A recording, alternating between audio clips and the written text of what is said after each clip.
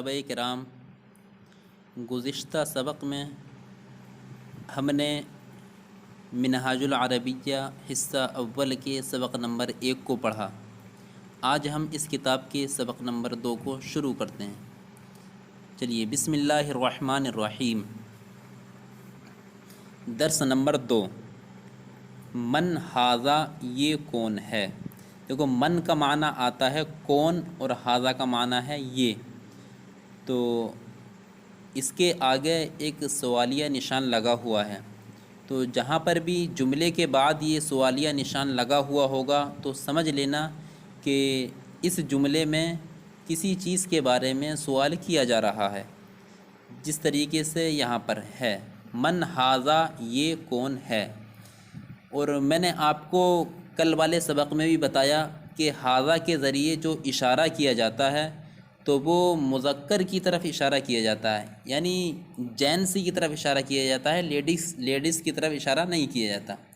تو من ھذا، یہ کون ہے، تو آپ دیکھ رہے ہیں اس جملے کے سامنے جو چتر بنا ہوا ہے تو اس کے اندر ایک آدمی بیٹھا ہوا ہے، تو اس ھذا کے ذریعے ہی اس آدمی کی طرف اشارہ کیا، کیونکہ ھذا یہ مذکر کے لیے استعمال ہوتا ہے، اور مذکر ہی کو انگلش میں میل بولتے ہیں، تو ھذا یہ مذکر کے لیے استعمال ہوتا ہے۔ تو من ھذا، اب اس کا معنی ہوگا یہ کون ہے، ٹھیک ہے۔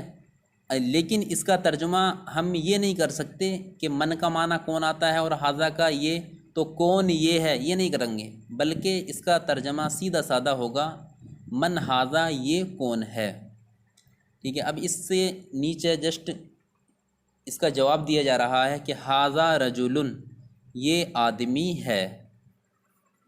ھذا کا معنی یہ اور رجل کا معنی آدمی، ھذا رجل، یہ آدمی ہے۔ اور آپ یہ دیکھ رہے ہوں گے کہ اس کا ترجمہ یہ آدمی نہیں کر سکتے کیا، اور یہ آدمی یہ بھی تو کر سکتے ہیں، یا یہ کیوں نہیں کر سکتے؟ تو آپ ایک بات دھیان رکھیں کہ ھذا کے بعد میں جو لفظ آئے، ٹھیک ہے، اگر اس پر تنوین لگی ہوئی ہے تو پھر ہم ترجمہ کریں گے یہ آدمی ہے، جس طریقے سے یہاں عبارت لکھی ہوئی ہے کہ ھذا رجل، یہ آدمی ہے۔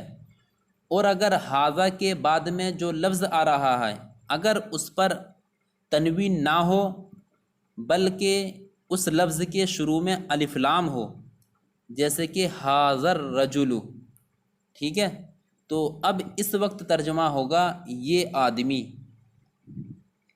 اور اب اس وقت ہم ترجمہ یہ نہیں کریں گے کہ یہ آدمی ہے، بلکہ اگر ہم اس طریقے سے ترجمہ کریں گے تو غلط ہو جائے گا۔ تو دھیان رکھیں کہ ھذا کے بعد میں جو لفظ آئے اگر اس پر تنوین ہے تو اسی صورت میں ہم ترجمہ کریں گے ہے کا بھی، جیسے ہے یہاں پر ہے ھذا رجل، یہ آدمی ہے۔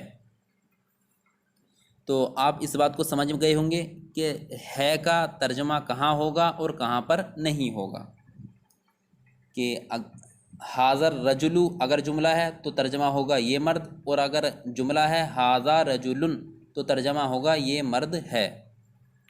تو دیکھیے شروع سے، من ھذا، یہ کون ہے، تو جواب دے رہے ہیں کہ ھذا رجل، یہ آدمی ہے۔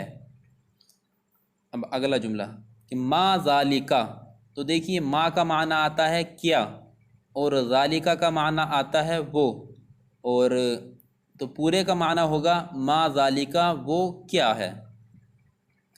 تو اس جملے کے آگے سوالیہ نشان لگا ہوا ہے، اس کے ذریعے پتہ چل جائے گا کہ اس جملے میں کسی چیز کے بارے میں پوچھا جا رہا ہے، کسی چیز کے بارے میں ہم سے سوال کیا جا رہا ہے۔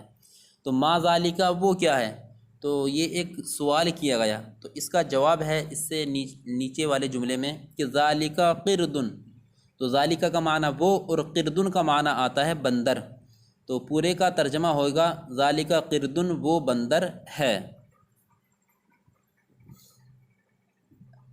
اب آگے دیکھیے، من ھذا، یہ کون ہے، تو من کا معنی آتا ہے کون اور ھذا کا معنی آتا ہے یہ، تو من ھذا، یہ کون ہے۔ تو آپ دیکھ رہے ہیں کہ اس کے جو سامنے چتر بنا ہوا ہے اس کے اندر ایک لڑکا بیٹھا ہوا ہے، تو لڑکا بھی مذکر ہے، اسی وجہ سے حاذا کے ذریعے سوال کیا کہ من حاذا، یہ کون ہے۔ اگر لڑکی ہوتی تو حاذا کے ذریعے سوال نہیں ہوتا۔ میں ابھی فی الحال مؤنث کی بات نہیں چھیڑ رہا، کیونکہ کہیں ایسا نہ ہو کہ مذکر کے لیے یہ اور وہ کے لیے جو اس میں اشارہ یا جو لفظ استعمال ہو رہے ہیں کبھی وہ بھی آپ کے ذہن سے نکل جائیں۔ تو دیکھیے حاذا کا معنی آتا ہے یہ، اور ذالکہ کا معنی آتا ہے وہ، اور حاذا کے ذریعے مذکر چیز کی طرف اشارہ کیا جاتا ہے، اور ذالکہ کے ذریعے بھی مذکر چیز کی طرف اشارہ کیا جاتا ہے، اور حاذا کا معنی آتا ہے یہ، اور ذالکہ کا معنی آتا ہے وہ۔ میں نے اس کو دوبارہ ریپیٹ کر دیا تاکہ آپ کے ذہن میں بات پھنسی رہے۔ دیکھیے من حاذا، یہ کون ہے، تو اس کا جواب دے رہے ہیں کہ حاذا ولدن، حاذا کا معنی یہ، ولدن کا معنی لڑکا، حاذا ولدن، یہ لڑکا ہے۔ اب آگے ہے کہ ما ذالکہ، وہ کیا ہے، ٹھیک ہے، ما کا معنی کیا اور ذالکہ کا معنی وہ، کہ وہ کیا ہے۔ تو اس کے آگے بھی سوالیہ نشان لگا ہوا ہے، تو اس کے ذریعے بھی سوال کیا جا رہا ہے، پوچھا جا رہا ہے کہ وہ کیا ہے۔ تو آپ کو سامنے چتر میں دکھائی دے رہا ہوگا کہ ایک گدھا کھڑا ہوا ہے، ٹھیک ہے، تو اسی کو عربی میں بیان کر رہے ہیں کہ ذالکہ حمارن، وہ گدھا ہے۔ ذالکہ کا معنی وہ اور حمارن کا معنی گدھا، تو ذالکہ حمارن پورے کا معنی ہوگا وہ گدھا ہے۔ لیکن آپ دیکھیے کہ جہاں جہاں پر بھی سوال کیا گیا ہے سب سے شروع سے کہ من حاذا، یہ کون ہے، ما ذالکہ، وہ کیا ہے، من حاذا، یہ کون ہے، ما ذالکہ، وہ کیا ہے، تو آپ دیکھ رہے ہیں کہ شروع میں من دیا یا شروع میں ما دیا، اس کے بعد میں حاذا دیا یا ذالکہ دیا۔ مصنف نے ایسا کیوں نہیں کیا کہ پہلے حاذا کو دے دیتے جیسے کہ حاذا من، یا پہلے ذالکہ کو دے دیتے کہ ذالکہ ما کو بعد میں دے دیتے، ایسا کیوں نہیں کیا؟ تو اس کا جواب یہ ہے کہ من اور ما یہ جملے کے اندر شروع میں ہی آتے ہیں، آخر میں یا بعد میں نہیں آتے۔ یہ جب بھی جملے میں استعمال ہوتے ہیں تو ہمیشہ شروع میں ہی آتے ہیں، تو اسی وجہ سے مصنف علی الرحمٰن نے اس کو شروع میں بیان کر دیا اور اس کے بعد میں حاذا کو یا ذالکہ کو بیان کیا۔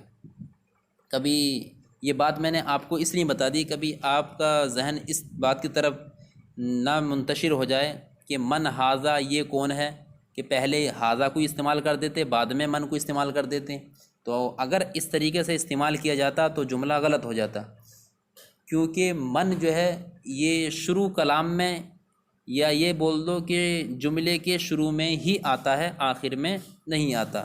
اسی طریقے سے ما یہ جملے کے شروع میں آنے ہی کو چاہتا ہے، آخر میں نہیں آتا۔ اب آگے دیکھیے ایک نوٹ، ایک تنبیہ کی جا رہی ہے، اور تنبیہ بھی اساتذہ کرام کو ہی ہو رہی ہے کہ اساتذہ ایسے اسموں کے ساتھ من اور ما استعمال کر کے سوالات کریں جن کو لڑکا جانتا ہے یا جن کی عربی بتانے کی ضرورت نہیں۔ مثلا قلم ہے تو قلم کی عربی تم نے ابھی پڑھی نہیں ہے، لیکن قلم کی عربی قلم ہی آتی ہے۔ اسی طریقے سے کرسی کی عربی بھی کرسی ہی آتی ہے۔ اسی طریقے سے استاد کی عربی استاد ہی آتی ہے۔ پھر آگے ہے لڑکا، بندر، کتا، گھوڑا، اونٹ وغیرہ، ان کی عربی آپ ان دونوں سبقوں میں پڑھ چکے ہو۔ ایک مرتبہ میں یہاں پر آپ کو اور بتا دوں کہ لڑکا، اس کو عربی میں ولد بولتے ہیں، اور بندر کو قردن بولتے ہیں، اور کتے کو کلب، اور گھوڑے کو فرسن، اور اونٹ کو جملن۔ اب نیچے آ رہا ہے کہ ترجمہ کرو، تو دیکھیے نیچے کچھ جملے دیے ہوئے ہیں کہ یہ کون ہے، پھر آگے ہے اس کے سامنے یہ آدمی ہے۔ تو ایک بات دھیان رکھیں کہ جس جملے کے آخر میں سوالیہ نشان بنا ہوا ہے تو گویا کہ اس جملے کے اندر سوال کیا جا رہا ہے، کچھ پوچھا جا رہا ہے۔